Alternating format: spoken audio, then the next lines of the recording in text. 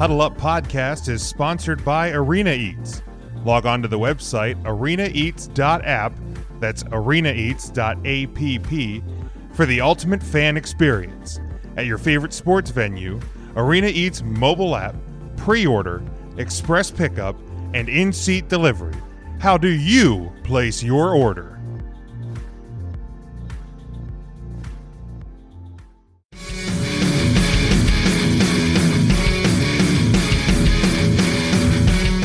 We can jump right into this one. I did have a question of the week this week, and it was what has been the most surprising thing in the football season so far, and that could be either college or the NFL or both, quite frankly.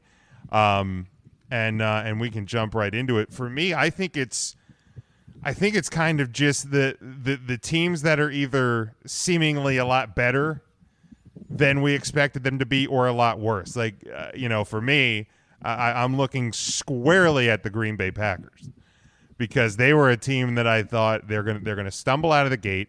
They're going to, kind of get behind the eight ball. The rest of that division's going to kind of get ahead.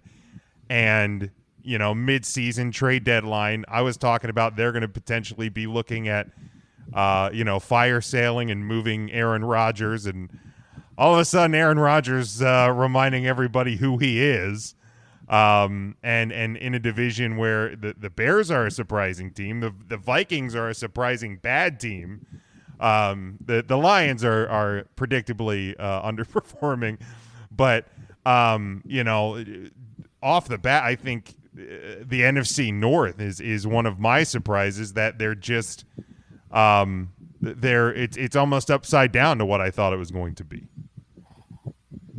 Yeah, I mean, I'd say NFC North is definitely up there. Like you said, Lions are who we thought they were. But, Bears and Packers on top, Vikings seemingly, maybe they got their wheels spinning. We have yet to see. Defensively, I don't think so. So I think the NFC North is definitely a surprise. For me, and I think I commented on there, my big surprise was in the NFC South. Now, a lot of people were surprised by the slow seemingly semi-slow start by the Saints. I think they'll be fine. By the way, Drew Brees didn't look old. They beat the Packers, and Dave was wrong. But also, the Atlanta Falcons. I'm not going to say we all thought their defense was going to be good, and their offense seems to be, even without a Julio Jones, as dominant as we thought it would be. But to blow the kind of leads that they're blowing, and to realistically have been in a situation where they could be on top of that division at 3-0, and all they would have had to do was make a few plays late in the game. I don't know. I think Atlanta's got to be my surprise, if not that, San Francisco overcoming the injuries they've come so far, and being able to win some games without literally half a roster. Unbelievable. But thanks for the late Dave music. Appreciate that. That's also music for the Atlanta Falcons. I mean, my God. Atlanta Falcons and Dave are kind of the same. But he talks a big game, gets up there, gets out seemingly to a broadcasting lead, and then just blows it there at the end. Calling out Drew Brees. But yeah, for me, Falcons and/or Niners are my two big ones. All right, Matt, how about you? Yeah, for me, I'm going to go with college. Just the biggest surprise to me with college is the number of games we're actually getting. Going into the season with so many cases popping up here and there, we weren't really sure what we would come to expect with the college season. Are we going to get many games? How many cancellations are there going to be? I know Notre Dame had to cancel on us last week, but I think the number of games we are still getting every week is generally surprising to me. More conferences now come in and saying, hey, we're going to give this a shot since it seems to be working. Big Ten coming back, Pac-12 coming back, SEC now returning to Big 12. Still no defense, but hey, they're there. And that is not surprising. That is not surprising. No, not at all. I mean, the Texas Tech game is proof that you don't have to play defense to win in the SEC.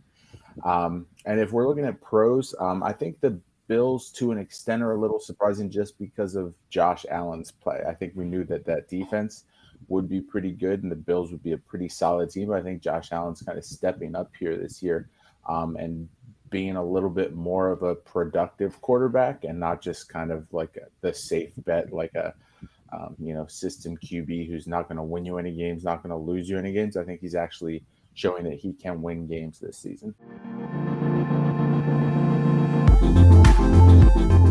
Huddle Up Podcast is sponsored by Arena Eats. Log on to the website arenaeats.app, that's arenaeats.app, for the ultimate fan experience.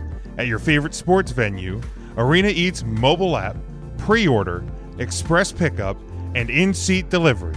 How do you place your order? Yeah, and to the college thing, I think all the conferences have made plans to return. The Pac-12, the Mountain West, and the MAC, I think, also announced over the past week that they will be returning to action. So yeah, all systems go for college. I think I saw a bowl projection, which I think it's pretty bold to make any bowl projections at this point.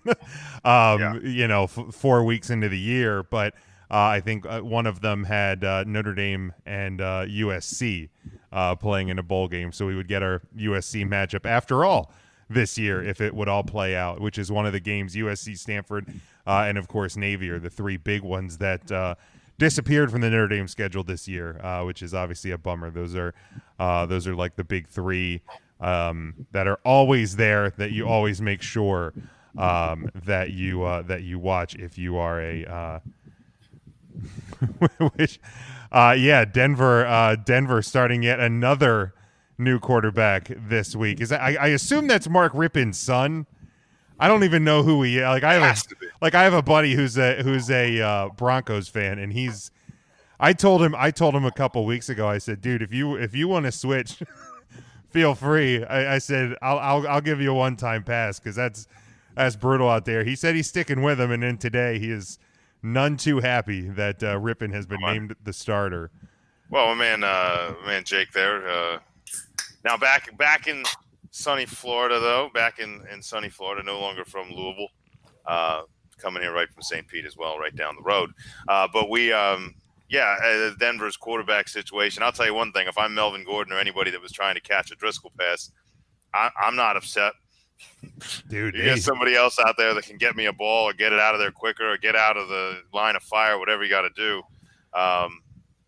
If you started any Broncos, and I did, you're fine with the change. Maybe you sit them on the bench for a week, see how it goes, but I don't think it's going to get much worse offensively.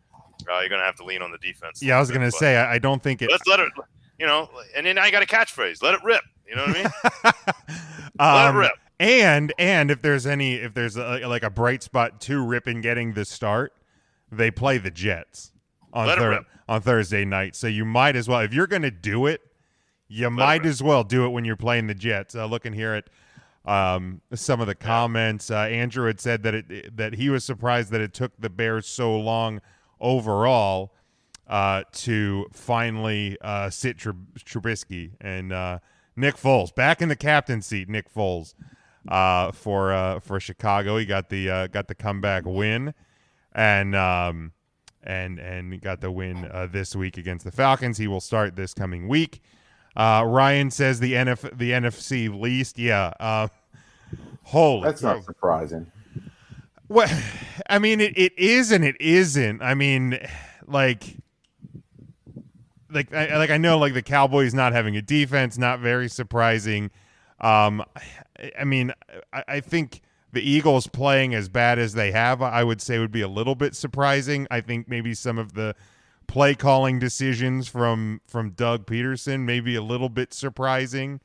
But I didn't think it would be this bad. I mean, the Cowboys at 1-2, Washington at 1-2, only a half game up over the 0-2-1 Eagles. Now I will give Doug credit. He did say today that he did regret playing for the tie. Does that make you feel any better, guys? Is that no regrets? I was embarrassed on Sunday. It was pretty bad. That was rough. That was rough. And also did a quick bit of research. Rippon is the nephew of the Mark Ruben we all know and love. So not a son, but a nephew.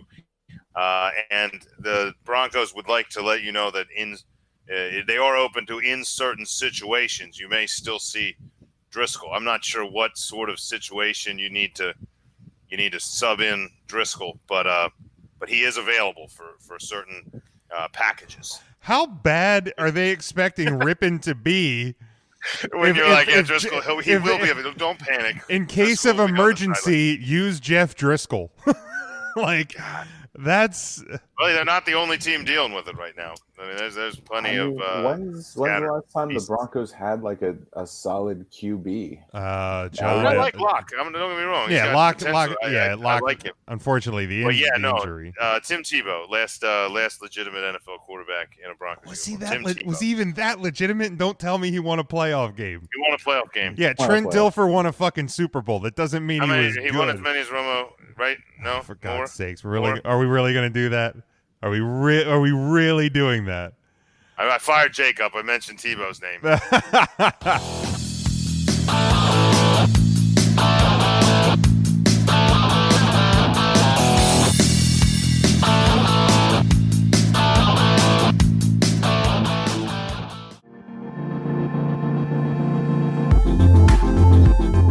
Huddle Up Podcast is sponsored by Arena Eats. Log on to the website arenaeats.app, that's arenaeats.app, for the ultimate fan experience. At your favorite sports venue, Arena Eats mobile app, pre-order, express pickup, and in-seat delivery. How do you place your order?